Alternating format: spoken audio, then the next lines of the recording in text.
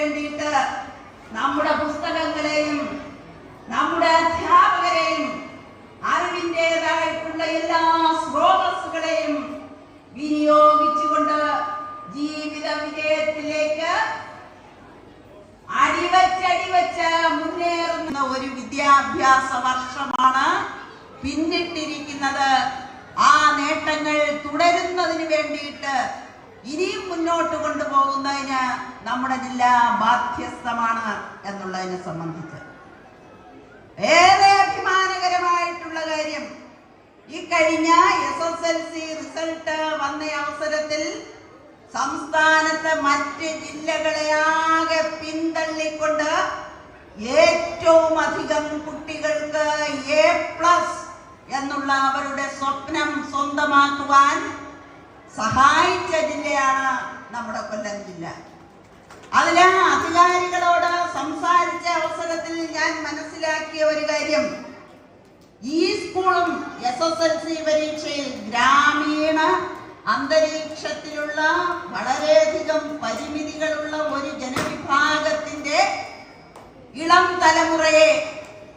വെളിച്ചത്തിലേക്ക് നയിക്കുന്നതിൽ സുപ്രധാനമായിട്ടുള്ള പങ്ക് വഹിക്കുന്ന നമ്മുടെ കരികോൺ ഗവൺമെന്റ് ഹയർ സെക്കൻഡറി സ്കൂളിൽ 135 കുഞ്ഞുങ്ങൾ SSLC പരീക്ഷ എഴുതിയതില്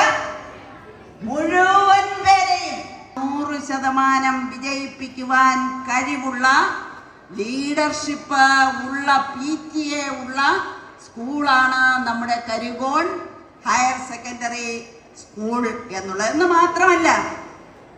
ഈ സ്കൂളിന്റെ ഒരു പ്രത്യേകത എന്ന് പറഞ്ഞാൽ നമ്മുടെ ജില്ലയില് പ്രീ പ്രൈമറി തലം മുതൽ 12ാം ക്ലാസ് വരെ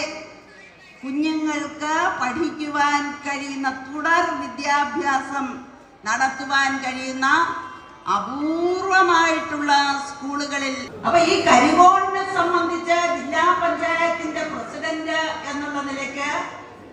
നമ്മുടെ ഈ വിദ്യാഭ്യാസ സ്ഥാപനത്തെ കുറിച്ച് DDയോട് ഒന്ന് ആലോചിച്ച അവസരത്തിൽ, ഒന്ന് സംസാരിച്ച അവസരത്തിൽ പ്രവേശന ഉത്സവവുമായി ബന്ധപ്പെട്ട് ഇവിടെ അത് നടത്തുന്നത് അനുയോജ്യമാണോ എന്നുള്ളത് ഞങ്ങൾ പ്രാഥമികമായിട്ടുള്ള ഒരു ചർച്ച നടത്തി. ഞാൻ പരസ്യമായിട്ട് പറയുന്നത് ശരിയല്ല എങ്കിൽ പോലും DDക്ക് ഈ സ്കൂളിനെ സംബന്ധിച്ച്, വിദ്യാഭ്യാസ വകുപ്പിന് ഈ സ്കൂളിനെ സംബന്ധിച്ച് വളരെ മെച്ചപ്പെട്ട അഭിപ്രായമാണ് ഇവിടുത്തെ അധ്യാപകർ